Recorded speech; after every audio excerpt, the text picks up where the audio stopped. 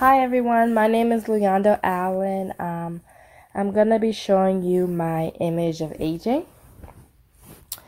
Here's my image. One way to look at it is that this woman is removing the mask. She's accepting of who she has become.